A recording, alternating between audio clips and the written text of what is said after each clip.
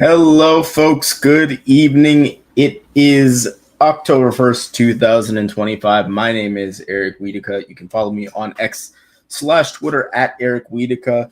Uh, Doing Marlin stuff here as part of the 5 Reasons Sports YouTube channel. Check it out. Like, comment, subscribe.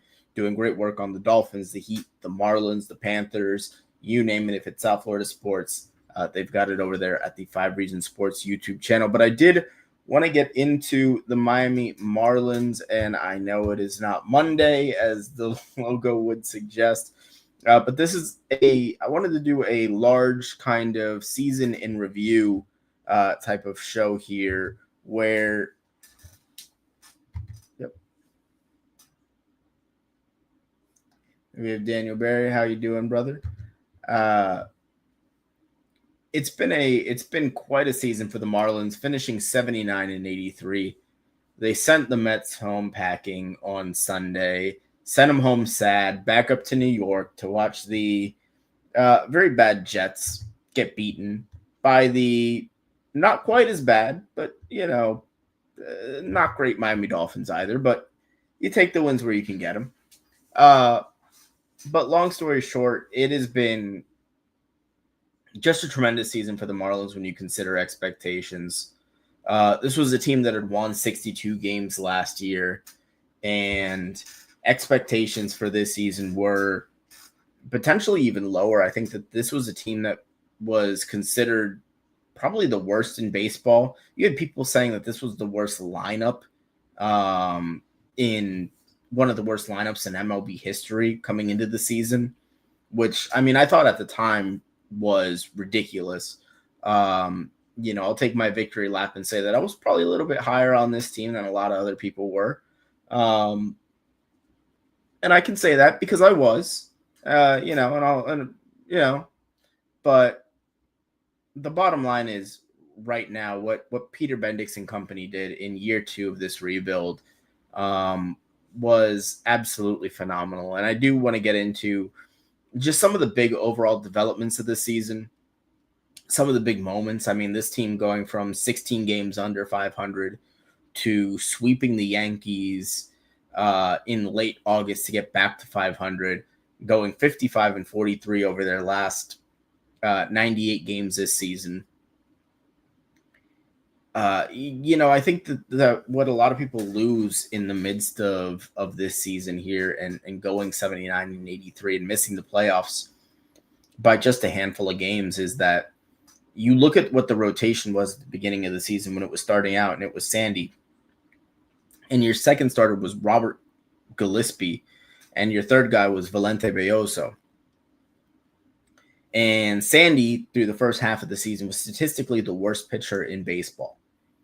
If you would have gotten second half Sandy, over the course of the first half, you're in the playoffs this year.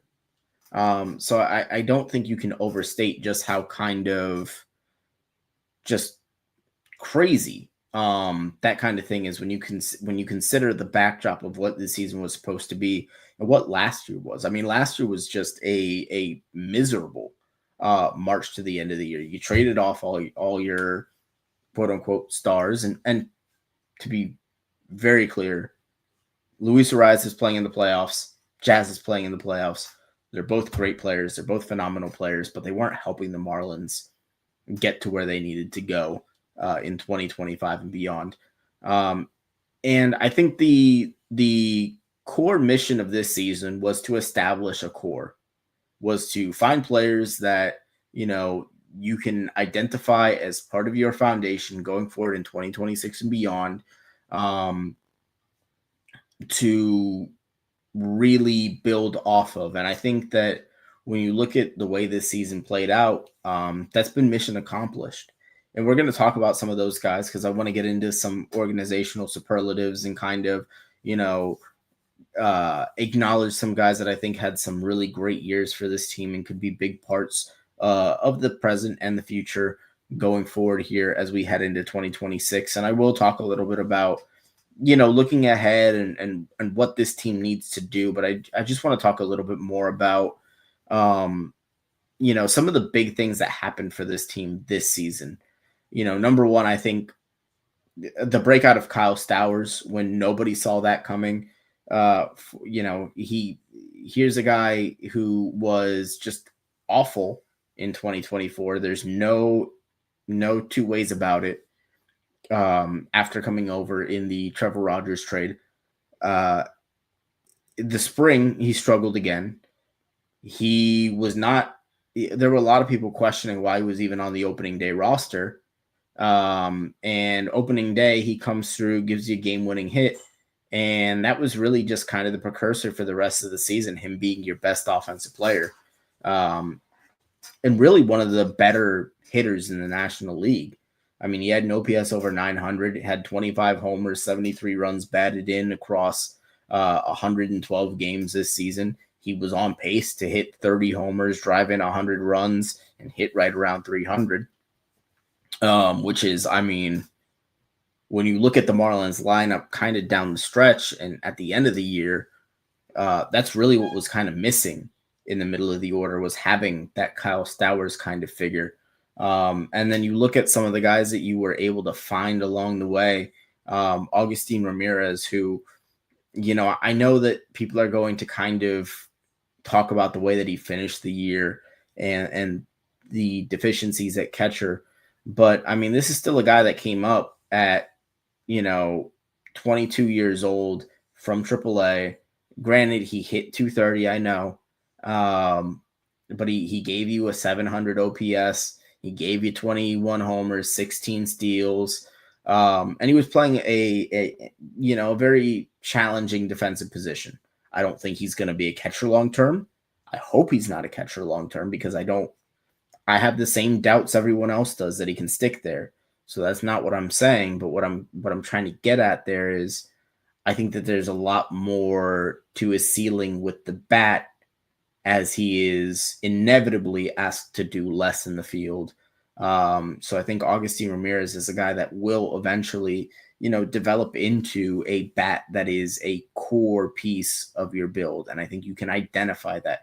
I think you can identify Jacob Marcy. Yeah, he tailed off at the end of the season. But again, I think you look at the approach and the way that he steps into the plate, and that ties into organizationally, everyone thinks of the Marlins and Peter Bendix as these super analytical nerd guys. But then you kind of listen to them talk, and, I think the best teachers can make complicated concepts and make them digestible, make them easy to understand. And so, yeah, okay, zone swing percentage, zone contact percentage, those things, they're really overcomplicating a very simple principle that I think that the Marlins have done a really good job of implementing. And I think that especially with younger players, this is more beneficial, because you have a chance to mold these guys while they're younger. And it really comes down to taking pitches outside of the zone, swinging at pitches inside of the zone. It's just approach at the plate. And I think Jacob Marcy embodies that perfectly. And I think that he's a guy that's got really good 5-tool potential. He'd stolen something like 60 bags before he got called up from AAA, and he stole another 15, 16 bags after getting called up to the majors. The on-base percentage was phenomenal. He's a guy that I think is going to plug in as your 1 or 2 hitter next year, along with Xavier Edwards, who I think will have a bounce back season next year. I think that what you saw out of a guy like X was probably his floor. And if his floor is going to be hitting 285, and getting on base at a pretty decent clip and playing, quite frankly, Gold Glove caliber defense at second base, sure, take it 100% of the time.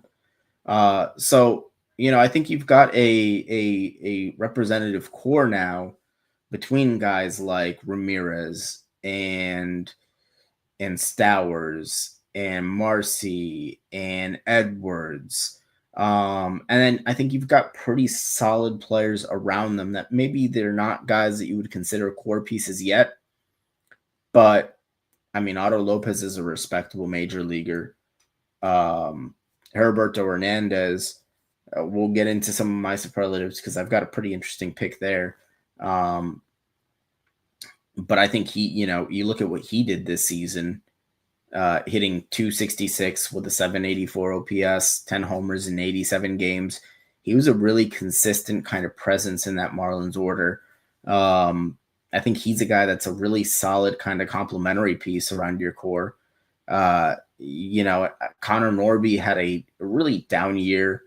He probably, at least amongst the position players, the most disappointing season out of everyone. And Connor will tell you that himself, to be fair. I mean, especially with the hamate injury, never really got a chance to be himself throughout the year. I think towards the end of the year, he played a little bit better. And I think if you're going into 2026 and you're looking to, place a, if I'm looking at guys to see who's going to be a breakout guy in 2026, I've kind of got my finger pointed at Connor Norby to be that guy for 2026 because I think, number one, I think he puts the work in to be better. Number two, I think this team and the development staff kind of at this point, I mean, you almost have to believe they understand what it takes to get guys better at this point because they've done it. And you've seen it with guys coming up. Heriberto Hernandez comes up and hits. Kyle Stowers comes up and hits. Or not Kyle, Jacob Marcy comes up and hits. Augustine Ramirez comes up and he at least plays representatively well. Liam Hicks comes up from Double-A. And, he's not tearing the cover off the ball, but for a catcher, he's above average offensively. Graham Pauley made some adjustments mid-season, really started to play a lot better before his season kind of got derailed again. I think you just look at those strides in terms of consistency, and then you take a guy like Norby who played a lot better down the stretch. And I think that he's a guy that, coming into 2026, if I'm looking at a guy that's going to break out to the tune of maybe being like a 280 hitter with 20 homers and swiping 15 to 20 bags, I'm looking at Connor Norby as somebody that can be that guy for this team. And if he does do that, and you've got, and there's more on the way here, it's not just this is your core. And Connor Norby is a guy that I think is on the fringe of your core.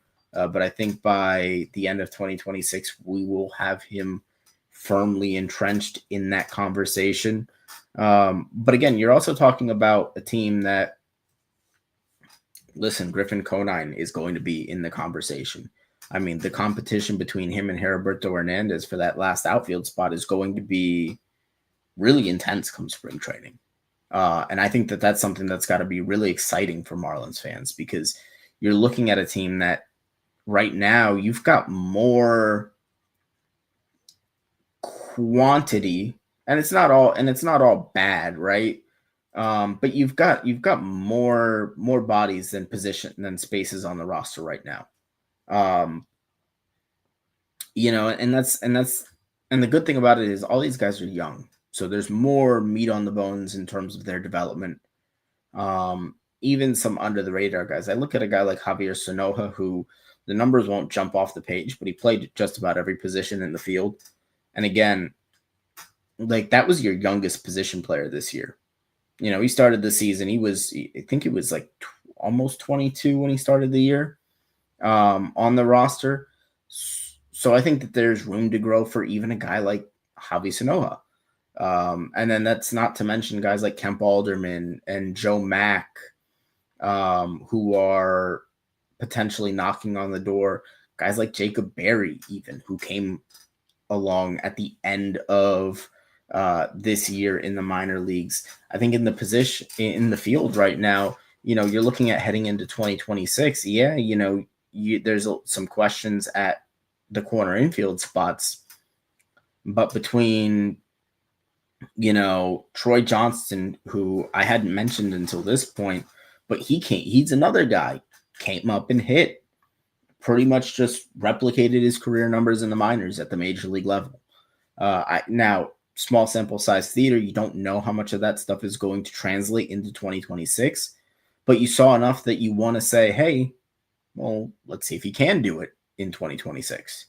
So I think, when you consider that your depth pieces going into next year are going to look something a little bit more like Heriberto Hernandez or Griffin Conine or Graham Pauley or Eric Wagaman or Javi Sanoa or, any number of guys versus, you had Jonah Wright on this roster at the beginning of the season. You had Derek Hill on this roster at the beginning of the season.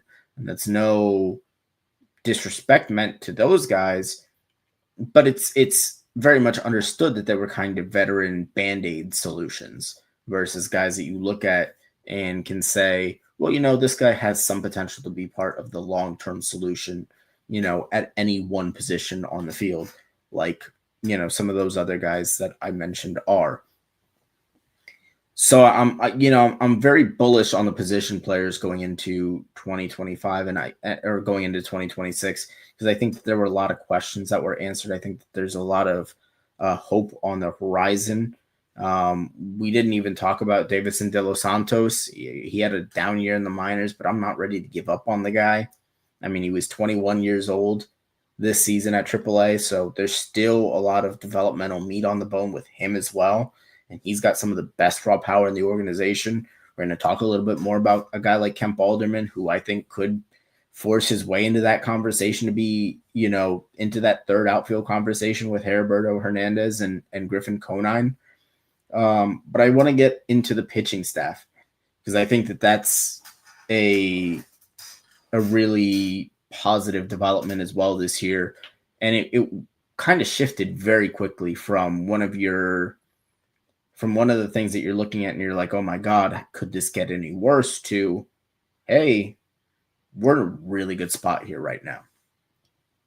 Because you've got, Sandy, who, to his credit, I mean, listen, it was brutal for the first half of the season. It was, I mentioned it before, but statistically speaking, factually speaking, he was the worst starting pitcher in Major League Baseball for the first half of the season. Second half of the season, all of a sudden he started to look like Sandy. And that is the ultimate testament to his mental fortitude to go through those struggles for that long and to still just kind of tread water and, keep the nose to the grindstone, believe that it's going to turn around. And eventually it did, because when you have the talent that he does and you have the mentality that he does, that's kind of just what tends to happen. And eventually he did break through, had a 3.34 ERA in the second half, and you didn't trade him. Credit to Peter Bendix. He held firm at the deadline. He said, this is what the asking price is. I'm not going to panic and sell this guy at, pennies on the dollar. And it remains to be seen what happens with Sandy this offseason. I am very clear-eyed to the idea that Sandy could be dealt this offseason. Maybe some team makes the offer that they weren't willing to make at the trade deadline, and Peter Bendix pulls the trigger. He's known to do things like that. I'm fully aware that that's a possibility. I understand it. I'm clear-eyed about it. But at the same time, I think that they're clear-eyed and understanding of the fact that they're pretty close to competing. Maybe not for a World Series championship, maybe not for a division title, but they are pretty close to they should be in the wild card conversation next year, to the point where, if I were making up odds to make the postseason, I would probably say that they are, even above teams like the Cardinals, the Diamondbacks, and the Giants, all of whom finished, either in similar spots in the standings or maybe slightly higher. I don't think they'll be favored over any of the current playoff teams in the field, but you look at this team and the foundation that they have and the pitching staff that they have and, some of what's to come. And it's very impressive.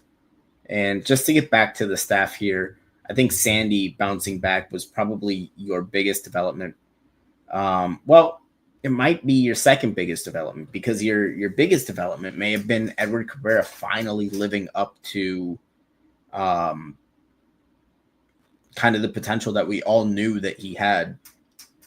And that's why he was one of the most maddening players on the Marlins for the last 2 or 3 years, was because here's this guy that has arguably better stuff than Sandy, but he just can't find the strike zone.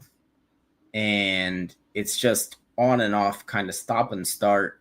You'll get a really dominant start and it'll look like, oh man, here comes this guy ready to turn the corner. And then he'll come out and he'll walk 6 guys in his next appearance. And it's okay. Well, I guess we're not there yet. And, this year kind of felt like the turning point for him, where it was either going to be, okay, well, you're going to turn this corner or we're going to turn the page. And to his credit, he buckled down and he turned the corner. You look at what he did from May 25th onwards. He had a pitch to an 8-6 record with a 2.94 ERA. And it's doubly compounded by the fact that he had some really, he had some injury scares throughout the season.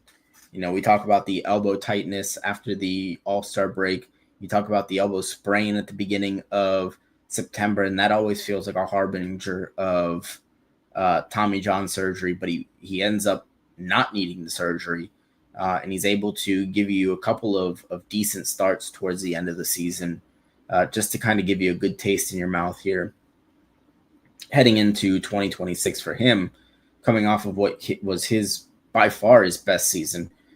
By far had a career low walks per 9 at about 3. His previous career low was 5. Pitched to a 3.53 ERA over the entire course of the season. And you look at what he was able to do, and he's now one of your guys that I think if you were to take just everybody that's on the roster right now and you were to lay out your top 3 starters, I think what you rolled out against the Mets at the end of the season would be your playoff rotation. It'd be Sandy, it'd be Cabrera, it'd be Perez. Some combination of those 3. And that leads me into Yuri Perez, who had a little bit of an up and down return from Tommy John surgery, but I think a lot of that is influenced by a couple of really tough starts. He had the one start in New York where he gave up something like 7 or 8 runs in the first inning. And if you were to just remove that from the equation, he was a lot better. You look through June and July, he was pretty dominant to that point. And he did have his share of struggles, but you saw the glimpses. You saw the electric stuff with the fastball. You saw the really good breaking stuff still from Yuri. And he's still so young. Some of the things that you saw this year where maybe he was getting a little frustrated with the umpires, or he was chasing strikeouts maybe a little bit too much. I think as he matures as a pitcher, that's stuff that he's going to improve upon. You look at Ryan Weathers, who I'll take the loss on that one. Ryan Weathers was a guy that I thought was going to have his breakout season this year, and he really didn't get the opportunity to. He pitched to an ERA in the low 3s when he was available this year. Showed off some really, really improved stuff. I mean, to be going, the fastball ticking up to about 98 now on the gun. The curveball, the secondary stuff looked really sharp, really good. I think if you can get a full season of Ryan Weathers next season, I don't think it's out of the realm of possibility that he has his kind of Jesus Luzardo-esque breakout year. And just touching on that, I think very clearly Jesus Luzardo being dealt is your If there's one Achilles heel to the Peter Bendix era so far, it has been that. I'm just not a fan of Starlin Caba. I know the glove is great, but I personally, I'd just rather have Jesus Luzardo at this point. I think that he got dealt at the lowest point of his value. But I think Ryan Weathers could be kind of Jesus Luzardo light next season for this team in terms of taking on another prospect who had a really good pedigree, who had great stuff, who just hadn't quite put it together, but kind of finds their way in Miami. And I think that it's a very similar story. And I think that the guys have very similar stuff. And then, you look at the 5 spot. This year it was mostly held down by Jansen Junk. And I think the most positive thing you can take away from that is, listen, at the beginning of the season, your depth in the rotation was Cal Quantrill, Robert Gillespie, Valente Belloso. Now you're looking at Jansen Junk, Braxton Garrett, Max Meyer are those guys for you next season. And I would take that 3 over the previous 3 by far if guys have to go down. And then that's not to mention guys like Robbie Snelling, guys like Thomas White, who are knocking on the door to come up at the major league level. And, while we're on that topic here, I do just want to touch on a little bit some organizational superlatives after getting through the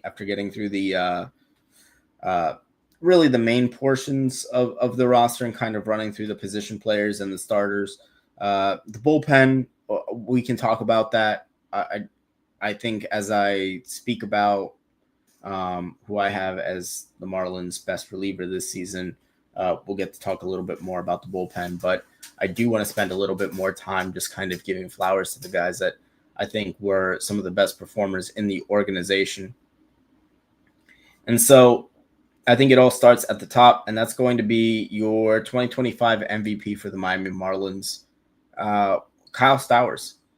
And I think that that's a pretty obvious selection. As I mentioned, he was the Marlins' lone position player all-star this season.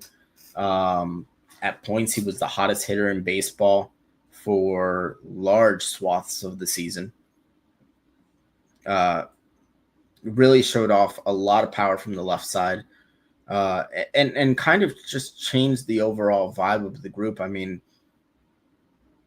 that's another thing that I think goes underappreciated with this team is you look at the last couple of years and it was very cliquish. You hear the stories about Miguel Rojas and Jazz Chisholm and players only meetings and guys sleeping before games. And, you really get a sense that this group doesn't have any of those issues whatsoever. All these guys are pulling in the same direction. All of these guys like each other. These guys are growing together. And I think that that's another underrated aspect of having a young team is as these guys kind of grow up in the major leagues and get these formative experiences as pros. They tend to grow those bonds. And I think that's something that you definitely saw this year from this club. So Kyle Stowers, I think, far and away your MVP this season for the Miami Marlins. The next player that I do want to talk about is going to be your Cy Young at the major league level. And it was Edward Cabrera. There were a couple guys that I could have selected here. I thought about Yuri. I thought about Ronnie Enriquez in this spot, even because of the work that he did out of the bullpen. But I had to give it to Edward Cabrera. Some of the adjustments that he made this season, I think leaning into that more of his curveball, which is one of the most unhittable pitches in baseball when he's on, and just kind of getting that grasp of control and really learning how to work a little bit deeper into games too, because you had a point there before he got the elbow strain where he was going 6 or 7 innings consistently. And that really felt like kind of the next evolution of Edward Cabrera. as because he had started to get consistent over five and a third, 5 2/3 innings. But then he started to kind of hit this point where he was going 6 or 7 innings pretty consistently and with regularity, getting up to 100, 105 pitches. So I think that was really kind of your next step for him. And I think that that's what you look for in 2026 is more bulk out of Cabrera, getting up to 180, 200 innings, and being able to handle that kind of a workload for a frontline starter is kind of the next step for Cabrera. And that leads me into my reliever of the year, which is none other than Ronnie Henriquez. The diminutive 5'9" reliever, throws 97, 98, 7-1 with a 2.22 ERA. Just one of the more unbelievable stories for this team this year, to go as a guy that was claimed off of waivers from Minnesota to the Marlins' most valuable reliever this season is just phenomenal stuff. And it's a story that Peter Bendix has made happen more than once. You talk about Otto Lopez and him being a waiver claim. You talk about Tyler Phillips coming on as another guy in the bullpen who was really solid for the Marlins this year, just kind of being picked up out of nowhere. You talk about just some of these acquisitions that they make from Peter Bendix. They just seem to have an eye for guys that fit what they want, and they know how to maximize those players. And that leads into a guy that I'm taking to be the rookie of the year for the Miami Marlins, and it's not Agustin Ramirez, it's Heriberto Hernandez. Because I think when you take a look at it holistically, I think that he just had a better overall season. The approach at the plate was a little bit better. He had some really clutch moments for the Marlins, in that last week of the season, being able to hit the game-tying home run off of Sir Anthony Dominguez against Philadelphia, or against Juan Duran in the ninth inning of that game. And he hit 266 on the season, 784 OPS, 10 homers, 45 runs batted in 87 games, and was just a really consistent piece of your lineup for a good chunk of the season. Yes, I could give some love to Jacob Marcy. I just don't think that he had the amount of games. He didn't have the length of resume. If he had played 60, 70 games, we would have been able to talk about Jacob Marcy there. And Agustin Ramirez, I just think that he kind of tailed off a little bit too much. But I think the fact that you're talking about the Marlins having 3 rookies kind of in the caliber of Agustin Ramirez and Heriberto Hernandez and Jacob Marcy kind of highlights the optimism that's surrounding this team heading into 2026. And speaking of heading into 2026, I do want to highlight some of the minor league guys that I want to show some love to here. Firstly, your minor league hitter of the year for the Marlins organization. I think it's got to be none other than Kemp Alderman. He hit 285 over the course of the year, 22 homers, 22 steals. Had an OPS of about 782 in the Southern League in AA. And while that doesn't sound all that impressive, just please consider that league is very pitcher friendly.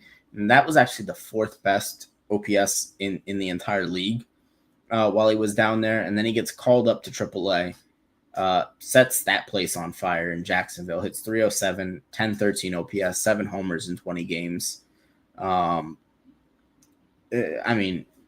Just a meteoric rise for a guy like Alderman this season. And I think that he's, like I said, I think he's going to challenge for one of your outfield spots going into next season.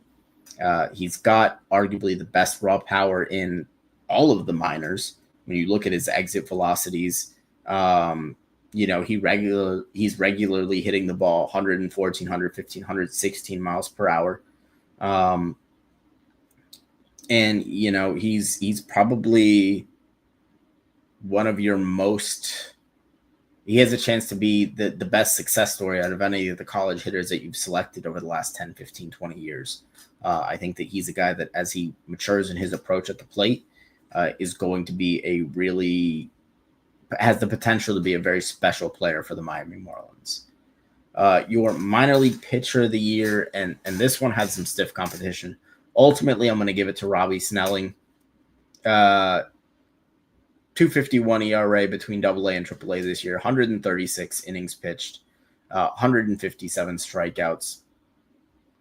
Got called up to AAA after a really solid stint in AA. And what did he do there? He went 6-2 with a 127 when he did get called up to AAA.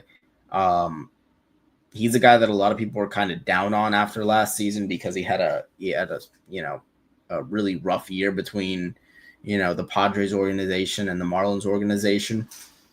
But you go back to what he did in 2023 when he went 11-3 with a 181 ERA, or in 2023 rather, in the Padres organization, and he kind of just turned back into that guy this year.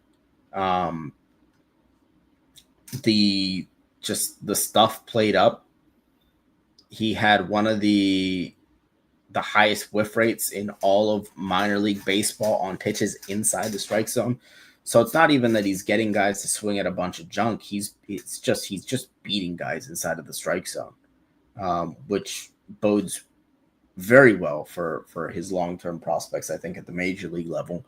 And he's going to be a guy that has the opportunity to start the year in the rotation next season, when you consider just how close he was this year towards the end of the year to getting there. And I think that he's a guy that you have penciled in as one of your starters come mid-2026, or even, mid-2026, going into 2027 and beyond. I think the same thing could be said for a guy like Thomas White, who would, of course, be the runner-up. Pitched to a 231 between AA and AAA this year. Again, just comes down to a workload difference. Thomas White, 87 innings pitched. Robbie Snelling, 136 innings pitched. But White, arguably more impressive in his smaller sample size between high A and AA this season. But and even in AAA, really, because he did finish the year at AAA and pitched very well at that level as well. But another guy that's going to be part of this core upcoming for the next 3, 4, 5, 6 years. And this isn't just me saying this. Like, this isn't just, I need people to understand when I'm talking about these guys, and like Robbie Snelling and Thomas White. There are some people that instinctively say, well, every organization believes this about their guys. These are the top 2 left-handed pitching prospects in baseball right now, according to quite a few major outlets. So, I mean, when I say that the Marlins are flush with pitching talent, they are flush with pitching talent. And I do want to get into as well, because we can talk about breakout performers as well. And my breakout performer is going to be Will Schomburg. Schomburg, acquired from Seattle in the David Phelps trade a few years back. Not David Phelps. Jesus Christ, David Phelps. I mean, the JT Chargois trade. Kind of an unheralded prospect when the Marlins acquired him. He had really good numbers, really good strikeout stuff. This year, pitched to a 3.20 ERA. And you go back to, because he really started the season kind of struggling, but down the stretch of the year, his last 16 appearances, pitched to a 2.20 ERA, over 69 innings, striking out 80 batters between high A and AA, kind of cementing himself as one of the next guys up. And, there are just so many other pitchers I could have talked about here. I could have talked about Keener Benitez. I could have talked about Adam Lashutka. I could have talked about Eleazar Dishmay. I could have talked about Carson Milbrandt. I could have talked about Grant Shepardson, Nate Payne. The Marlins organization is flush with pitching.